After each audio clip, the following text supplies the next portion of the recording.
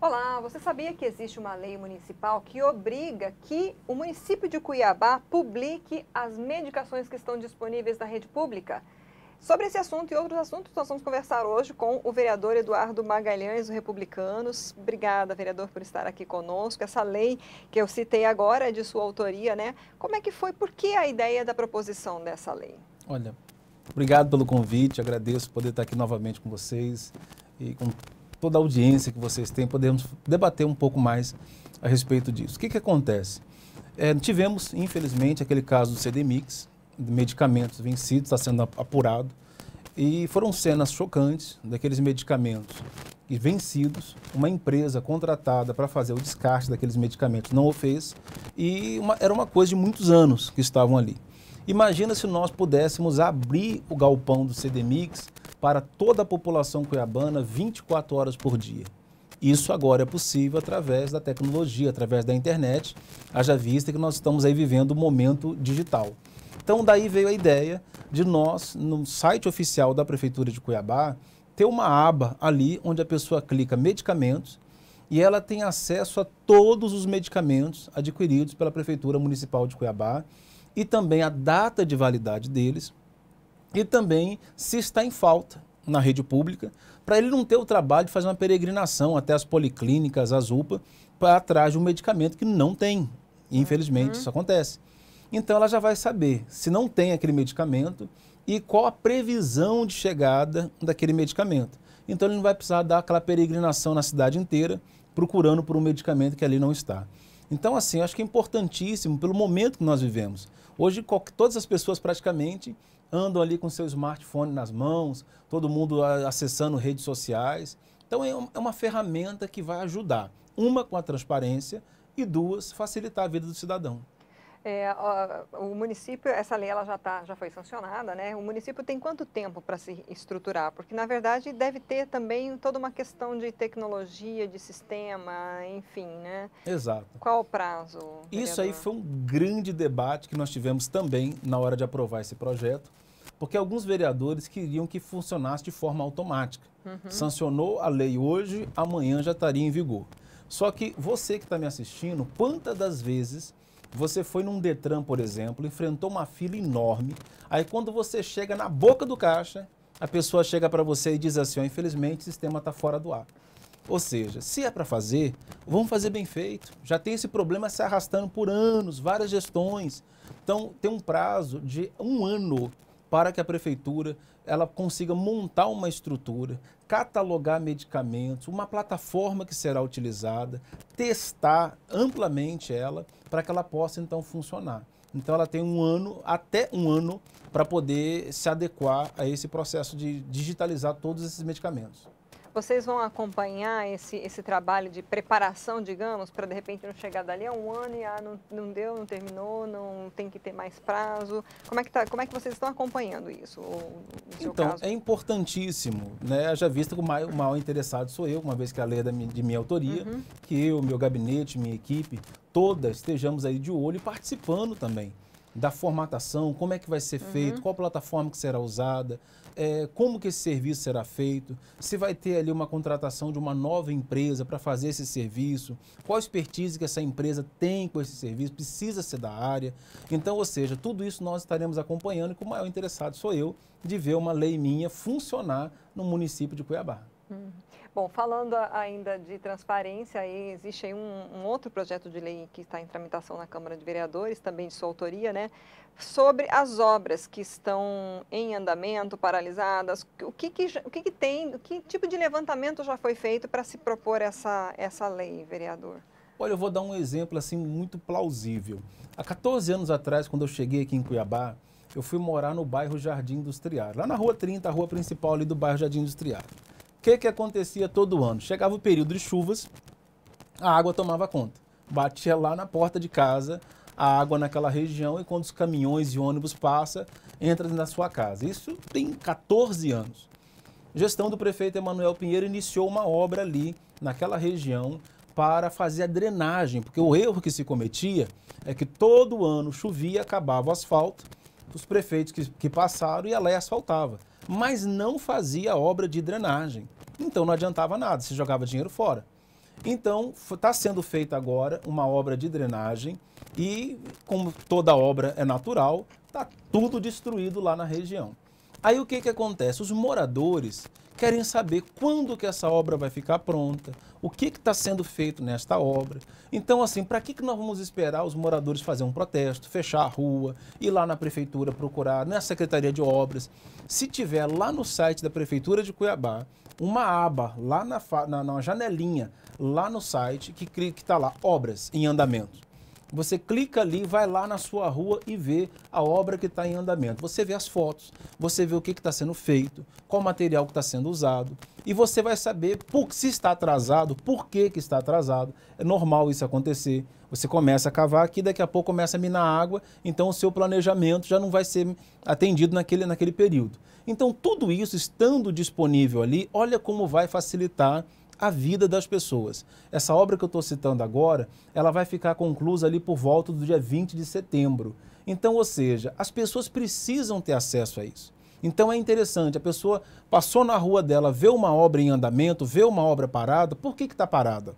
O que aconteceu aqui? Ela vai lá, entra no site, vai saber, olha, está tendo um problema de um litígio, um antigo dono desse terreno apareceu dizendo que é dono do terreno, e aí a obra foi embargada. Isso acontece, infelizmente. Então, para que eu vou ter que ir lá na prefeitura procurar um secretário para tirar satisfação? Se eu posso encontrar todas essas informações lá no site da prefeitura, uma vez que nós estamos vivendo agora um momento assim digital. É facilitar a vida do cidadão. É uma ferramenta, inclusive, de fiscalização por parte do cidadão, né? Porque ele tem como cobrar. Por que, na sua opinião, já não deveria ter esse tipo de informação? Né? A lei que obriga o poder público a ser o mais transparente possível não está sendo eficiente? Qual seria assim, o maior problema dentro das gestões? Aí eu não estou falando da gestão atual, Emanuel Pinheiro, a gestão anterior, Emanuel Pinheiro, mas as várias gestões.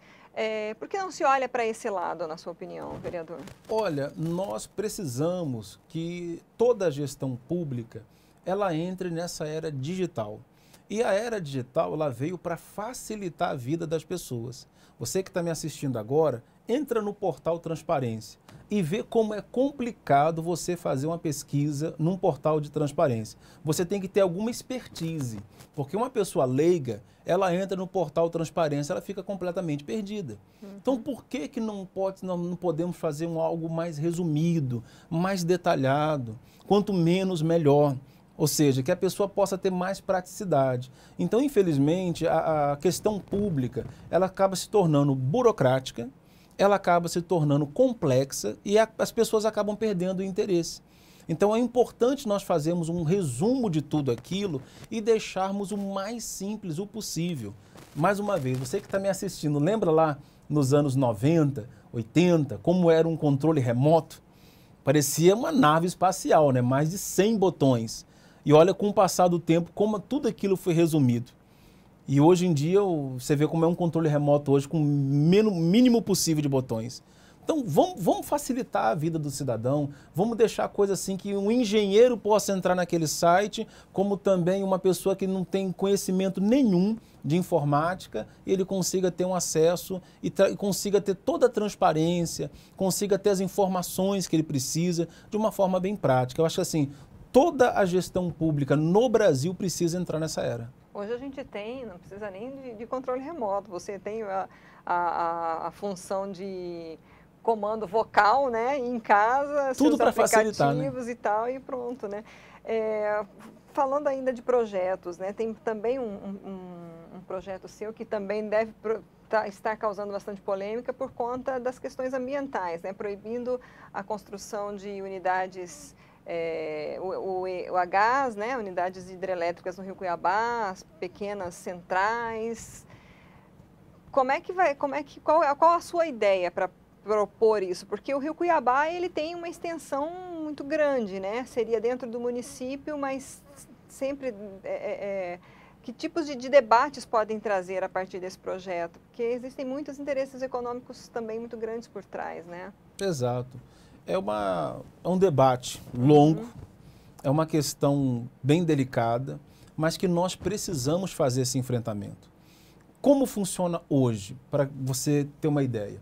Hoje acontece o seguinte, vamos lá na ANEEL e entramos com um projeto, um processo para PCHs, pequenas hidrelétricas, dentro de um determinado rio.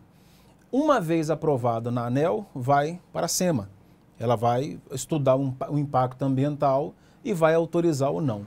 Qual o grande problema disso? É que ficou um abismo aí no meio desse decorrer.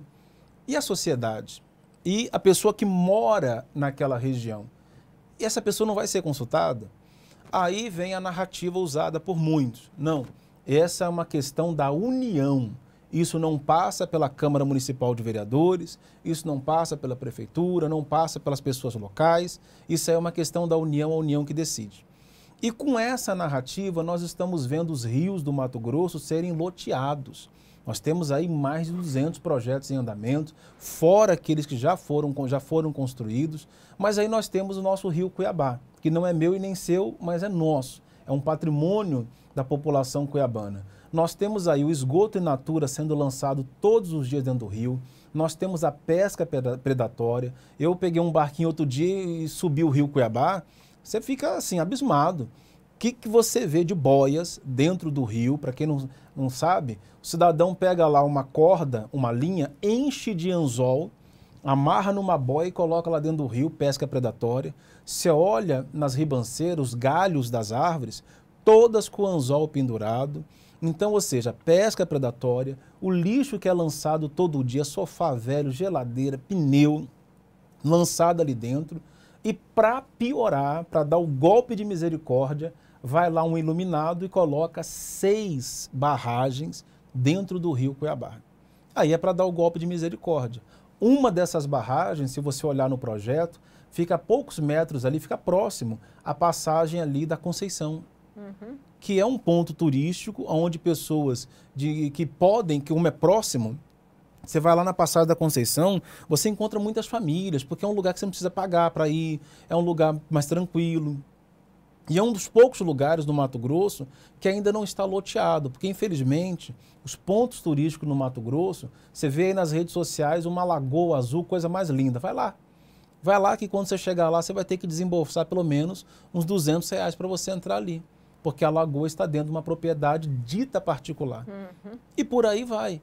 Então, assim, será que nós vamos permitir que isso aconteça e essa discussão não passe pela população cuiabana, pelas pessoas que moram na região, pelos ribeirinhos? Porque, gente, o rio é um patrimônio dos seus filhos, dos seus netos, das futuras gerações.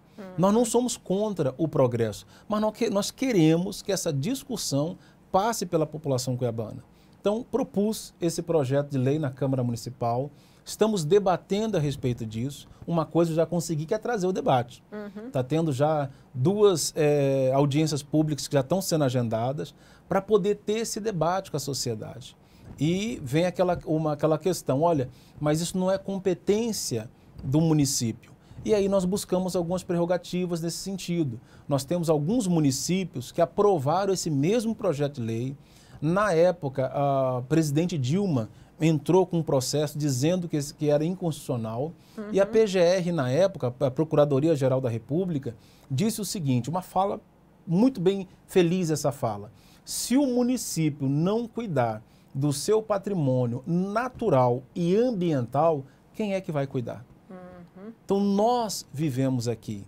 Então, nós precisamos fazer esse debate. Então, protocolei esse projeto, estou participando desse debate, trazendo essa discussão para a sociedade, e a decisão tem que ser da sociedade. Nós queremos essas 6 barragens dentro do rio Cuiabá, e detalhe, dessas 6, 3 ficam dentro do município. A decisão vai ser da sociedade. Então essa questão de competência e constitucionalidade ou não ainda pode ser alegada, né? Porque é algo que foi uma determinação aí da Procuradoria-Geral da República, mas pode haver ainda argumentação legal e... Sim.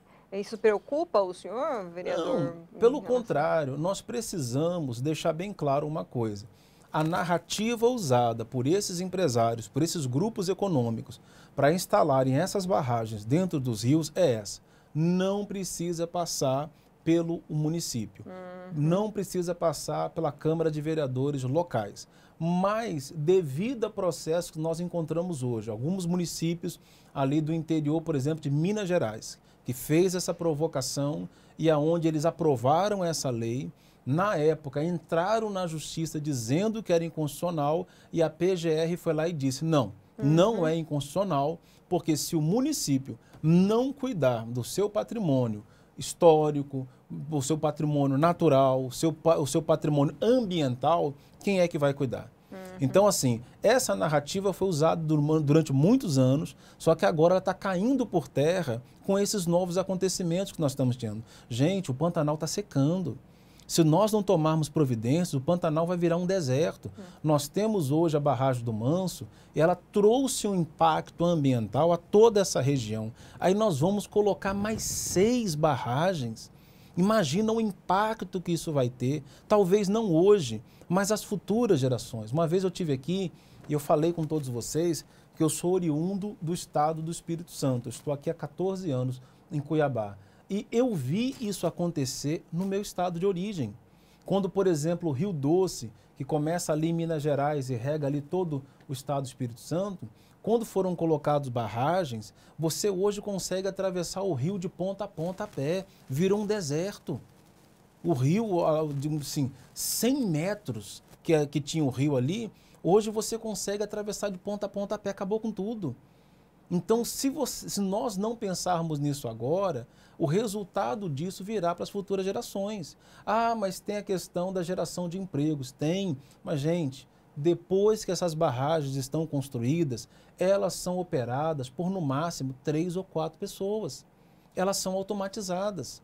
Então, vale a pena. Nós temos hoje energia eólica, nós temos a energia solar. Por que não investirmos na energia solar? Por que não chamar esse grupo empresarial e falar assim, olha, vamos te dar incentivos, vamos ajudar em tudo que for necessário para que você faça de forma solar, faça de forma eólica. Não seria melhor? O impacto ambiental não seria quase zero? Então, eu acho assim, a importância desse projeto de lei é a discussão, é trazer a sociedade para sentar na mesa e olha, qual a sua opinião? O que você pensa a respeito disso? Quais são os prós? Quais são os contras? Então, nesse quesito, eu já me sinto vitorioso porque nós conseguimos trazer essa discussão. Qual a sua expectativa para 2022, vereador? Você pretende se candidatar? Como é que está o partido aqui em Cuiabá? Tem algumas decisões que estão sendo tomadas que dificultam um parecer. Você vai ser candidato, não vai ser candidato. Por quê? Será o distritão, que quer dizer os mais votados é que serão eleitos? Ou será o distrital misto, onde 50% mais votados são eleitos diretamente, a outros 50% são pela soma de votos do partido? Ou será a volta da coligação?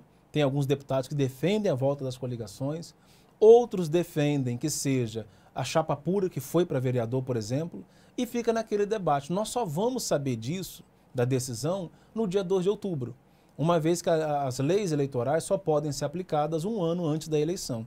Até lá fica tudo assim muito indefinido.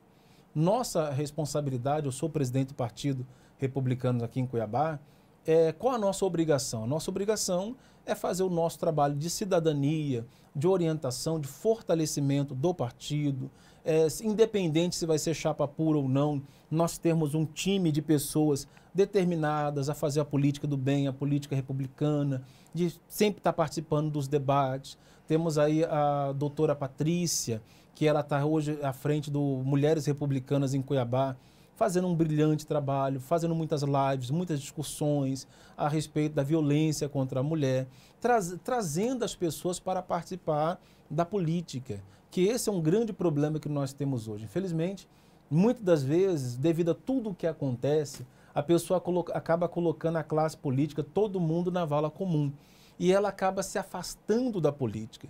E uma vez que se nós não fizermos participantes do processo político, nós acabamos sendo dominados por aqueles que gostam de fazer uma política não tanto republicanas.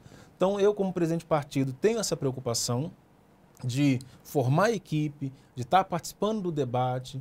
Nós temos essa preocupação de aguardar até dia 2 de outubro, para ver como será a regra eleitoral para 22, para que possamos, então, decidir o que vamos fazer.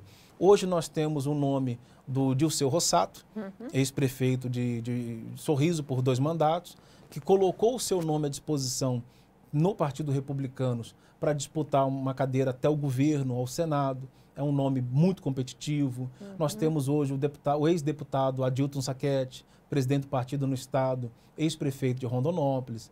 Temos aí o prefeito Roberto Dorner, prefeito atual lá de Sinop, deputado Valmir Moreto, que é deputado hoje, né, no exercício do mandato aqui na Assembleia Legislativa. Então hoje o partido tem um corpo para poder fazer uma ampla discussão para 22 e assumirmos o protagonismo sem dificuldade nenhuma.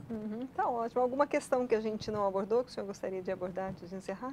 Olha, eu estou à disposição, eu só quero agradecer pelo convite, estar aqui hoje, poder me dirigir a todos vocês que acompanham o site, acompanham assiduamente as notícias e dizer, vamos fazer a política do bem, a política republicana. Assim, vai completar agora 8 meses no mandato como vereador. E às vezes a pessoa me pergunta, o que você acha? Olha, a política é uma forma de você ajudar muitas pessoas. Por exemplo, eu apresentei aqui na Câmara Municipal de Cuiabá, como é uma indicação, né, que tem que partir do Executivo, um projeto chamado Banco de Alimentos. É o Banco de Alimentos e o PAA, Programa de Aquisição de Alimentos. Como que isso funciona? O pequeno produtor rural que produz o seu limão, o seu abacaxi, a mandioca, enfim, ele colhe o seu produto, leva lá no banco de alimentos, pesa e o Ministério da Cidadania, que hoje está presidido pelo ministro João Roma, do meu Partido Republicanos, ele paga aquela pessoa a um valor até R$800. Então, é uma renda complementar para essas famílias. Aprovamos essa indicação, se tornou um projeto, o Executivo enviou para a Câmara, foi aprovada. Estamos agora, né, no cadastro dessas famílias para que em breve nós possamos lançar esse projeto definitivamente aqui em Cuiabá, ajudando a muitas famílias. Bacana. Então, a política é uma forma de você ajudar muitas pessoas. Tem aquela parte chata, ruim, que são os embates, são os grupos políticos se degladiando para ver quem chega ao poder, é base, é oposição, às vezes assim, é aquela oposição por oposição, ainda que se o sujeito fizesse chover, ainda não estaria bom. É chato, infelizmente essa parte é chata, mas faz parte do processo democrático. Então, assim, estou muito satisfeito com o mandato, nesse sentido, de poder ajudar mais pessoas ainda. Então, assim, vale a pena, pessoal. Vale a pena, sou um vereador de primeiro mandato, estou indo aí para 8 meses à frente desse mandato e digo para vocês, vale a pena fazer uma política republicana, uma política do bem. Ok, muito obrigada pelas suas informações, por estar aqui novamente conosco e a gente vai acompanhar aí esses projetos também, de repente noticiar mais para frente, né? Obrigada, vereador. Eu que agradeço. Nós ouvimos então o vereador Eduardo Magalhães do Republicanos. Você pode curtir e compartilhar essa entrevista nas nossas redes sociais e no site RD News. Até a próxima.